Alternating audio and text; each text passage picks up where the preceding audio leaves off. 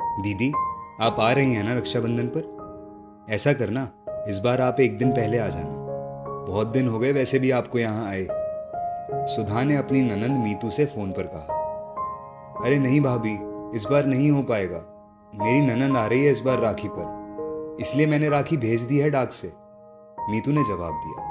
ठीक है दीदी, पर आप आते तो सबको अच्छा लगता, सुधा बोली और फोन रख दिया। सुधा सोचने लगी, पहले मीतू कितनी उतावली रहती थी मायके आने को, पर जब से मेरे पति राजन की फैक्ट्री बंद हुई है उसने आना ही बंद कर दिया। सुधा और राजन ने कितने फोन किए, पर हर बार नया बहाना। जबकि मीतू खुद भी संपन्न घर की है, तो क्या उसे ये लगता है कि अब हम पहले जैसे शगुन नहीं करेंगे? फैक्ट्री बंद हुई तो क्या हुआ, राजन ने नौकरी तो पकड़ ही ली, माना पहले जैसी कमाई नहीं, पर इतने गिरे भी नहीं कि बहन को कुछ दे न सके। नीतू आ रही है ना रक्षाबंधन पर? शाम को पति राजन ने ऑफिस से घर आ पूछा। नहीं, उनका कहना है कि उनकी ननंद आ रही है इस बार राखी पर, इसलिए राखी डाक से भिजवा दी है, सुधा ने जवाब दिया।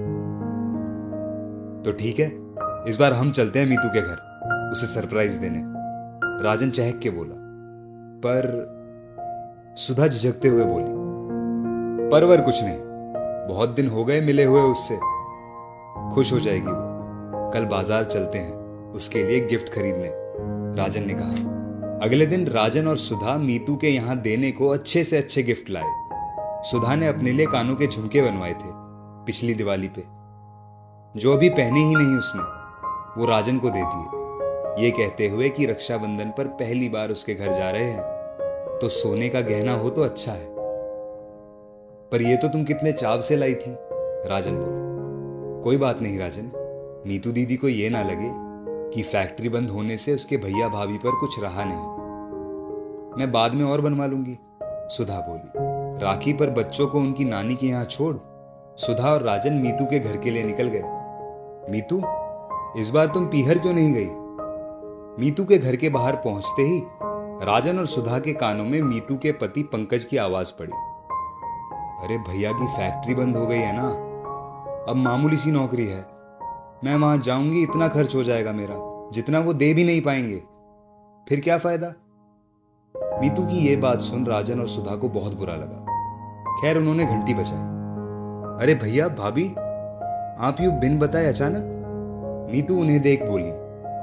हर बार तू ही राखी बांधती है मेरी कलाई पर, इस साल तू आ नहीं रही थी तो सोचा मैं आ जाऊं तुझे सरप्राइज देने, राजन बोला। बैठो आप दोनों, मैं पानी लाती हूं, मीतू बोली। मीतू को देख लग रहा था वो खुश नहीं है भाई भाभी को देख।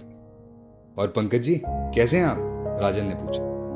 बस ठीक है, आप बताइए, पंकज बोला। लीजिए भैया भाभी पानी लीजिए, मीतू बोली। तब तक उनकी नौकरानी चाय नाश्ता लगा गई। नाश्ते के नाम पर बिस्कुट नमकीन देख सुधा को मीतू के आने पर उसके घर की सजी मेज याद आ गई। इन चक्करों में मत पड़ मीतू, तू राखी बांध दे बस, फिर निकलेंगे हम, राजन बोला। अरे भैया खाना तो खाकर जाना, इतनी दूर से आए हो, पंकज बोला। नहीं हमें निकलना है, आप लोगों से मिल लिया इतना काफी है, सुधा बोली। राखी बांधने के बाद जब राजन ने मीतू को उपहार दिए तो उसका सर झुक गया। झुमके, साड़ी, फल, मिठाई और बच्चों के कपड़े। और पंकज जी ये आपके लिए, राजन पंकज को गिफ्ट देता हुआ बोला। इतना सब कुछ भैया? मीतू बस इतना ही बोल पाई।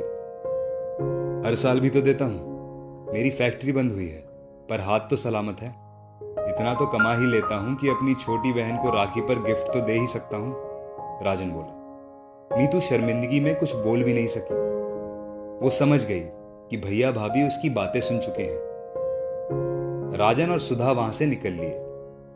दोस्तों, कुछ लोग होते हैं जो रिश्तों को पैसों के तराजू में तोलते हैं, जो बहुत गलत है। रिश्ते अनमोल हैं, उन्हें दिल से निभाइए, पैसों से नहीं। इस स्टोरी को लेकर आपकी क्या राय है नीचे कमेंट सेक्शन में लिखकर हमें जरूर बताएं। और स्टोरी पसंद आई हो तो लाइक शेयर जरूर करें, आपका एक एक शेयर हमारा मनोबल बढ़ाता है। ऐसी ही बेहतरीन स्टोरीज आपके सामने प्रस्तुत करने के लिए मिलते हैं एक और बेहतरीन कहानी के साथ जल्द ही। तब तक के लिए अपना और अपनों का ख्याल रखें। धन्यवाद।